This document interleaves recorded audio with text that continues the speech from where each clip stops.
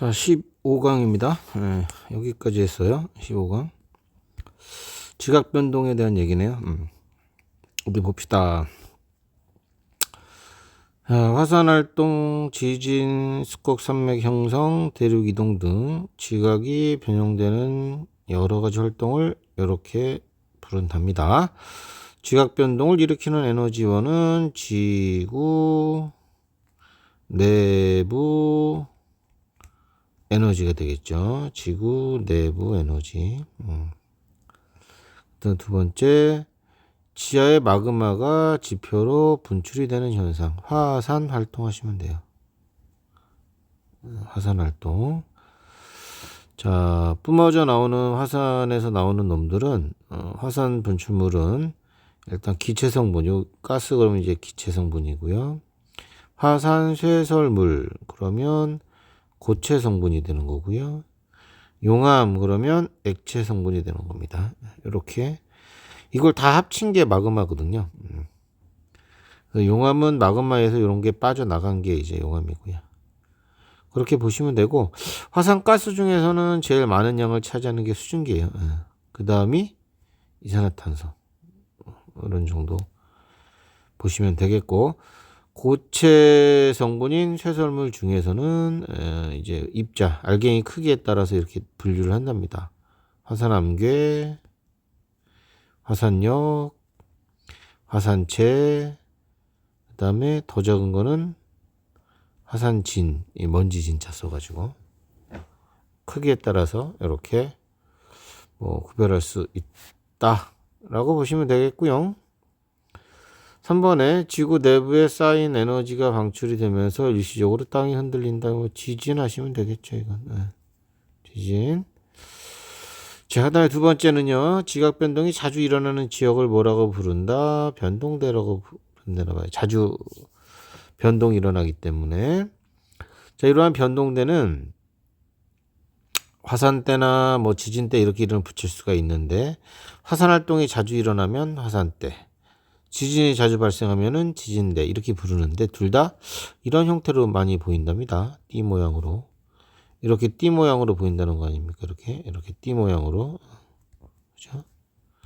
띠 모양으로 보이는 이유는 주로 이런 지진이나 화산 활동이 판의 경계를 따라서 분포하기 때문입니다.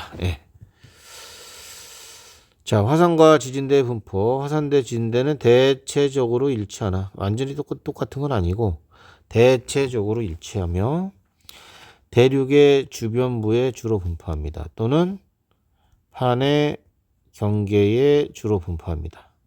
이렇게 쓰시면 되고요. 화산 활동과 지진이 주로 같은 얘기예요. 4번도 판 경계에서 발생하기 때문입니다. 라고 써주시면 되고요. 화산대, 지진대인데 지진대가 조금 더 진하네요. 범위도 조금 더 넓은 것 같죠. 여기는 화산 활동 없지만 여기는 지진 활동이 있는 거, 그죠? 이런 식으로 완전히 일치하진 않지만 지진 발생하는 구역이 좀 더 많은 것 같네요. 자, 화산 활동에 의한 피해와 이점, 좋은 점도 있나 봅니다. 가스에 의해서 포함된 수증기나 이산화탄소 등에 의해서 대기의 성분이 변할 수가 있고요. 화산가스에 포함된 이산화황, 대표적인 산성비 원인 물질이죠. 이산화황으로 산성비가 내려서 생태계가 파괴될 수도 있고요. 화산자가 햇빛을 가리면 기온이 떨어집니다. 평균 기온이 일시적으로 떨어지죠. 직권이 기권에 영향을 준 케이스가 되겠습니다. 항공기 운항도 안 됩니다. 그렇죠? 근데 좋은 점도 있나 봅니다. 무기질이 풍부한 화산재가 쌓여서 토양이 비옥해집니다. 한 십수년 지나야 되겠죠. 광물 자원이나 관광 자원 등 있을 수 있고요. 지열 발전에 이용할 수도 있답니다. 땅의 열을 이용해서 물을 가열해서 터빈을 돌려서 발전기를 돌리는 그런 형태. 그다음에 해저 화산으로부터 염류가 공급이 됩니다. 주로 이제 해저 화산에서는 염화 이온이 바다로 많이 공급이 됩니다. Cl-가 많이 공급이 되죠.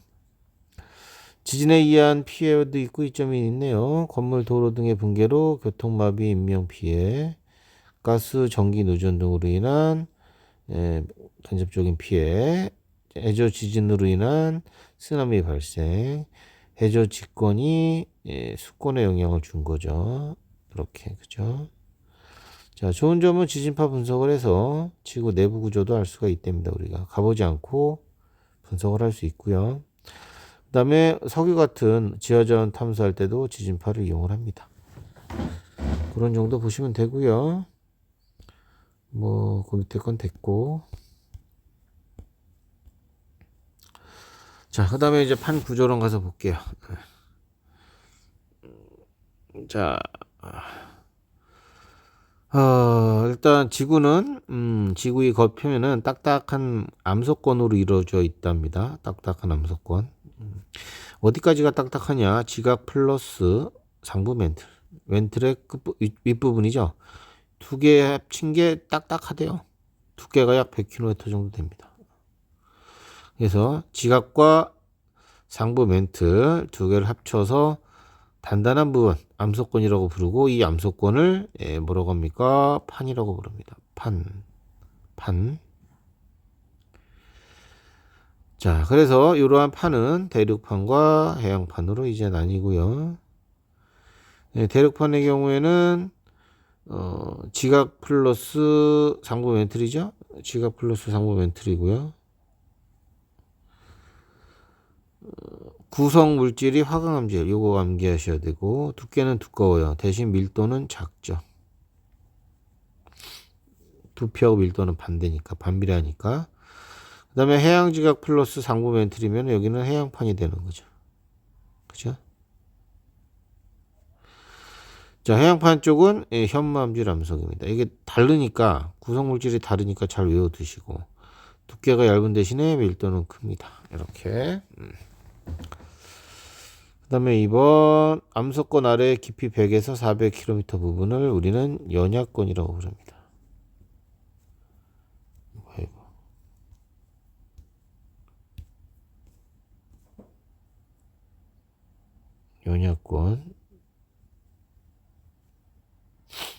연약권이라고 그러죠. 연약권.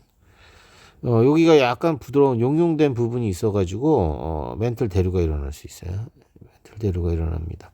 여기가 연약권이 멘틀 대류가 일어나니 그 위에 있는 이 판이 해양판이나 뭐 대륙판이 따라서 움직이는 거예요. 이렇게. 자, 요거를 쭉 정리한 게 2번입니다. 판 구조론이 되겠죠. 판 구조론. 지구 표면은 10여 개의 크고 작은 판으로 이루어져 있고, 요 판들의 상대적인 운동으로 다가오는 놈도 있고 서로 멀어지는 놈도 있고 충돌하는 놈도 있고 그렇습니다. 화산활동이나 지진 등의 변동이 일어난다는 이론입니다. 판이 움직이는 그 원동력이 뭐냐? 멘틀의 대류입니다. 연약권에서의 대류고요. 그 대류가 일어나는 원인은 당연히 지구 내부 에너지겠죠. 자, 판은 1년에 1cm에서 10cm 사이 정도의 속력으로 이동을 한답니다. 다 제각각 속력이 다릅니다. 그 다음에 판의 경계선 두 판이 이동하는 방향에 따라서 퍼져나가는 발산형, 이렇게 발산형, 그쵸? 수렴형, 이렇게 충돌하는 거죠.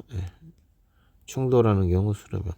보존경계는 스쳐 지나가는 경우를 얘기합니다. 이런 걸 보존경계. 세 가지 경계가 있습니다. 뭐 여기서 그림에서 보시면 이런 부분이 문제가 나오면 충돌하죠. 수렴형 가시면 돼요. 이런 부분은 어때요? 스쳐 지나가죠. 보존 경계 가시면 돼요. 이런 데 보시면은 양쪽으로 찢어지죠. 위아래로. 얘를 경계로 좌우로 찢어지죠. 이런 경우가 발산형 가시면 돼요. 세 가지 형태의 경계 지역이 지구에는 있다 라고 보시면 되겠습니다. 네, 그 관련 내용 잘 보시고 문제 좀 풀어주세요. 고생하셨습니다.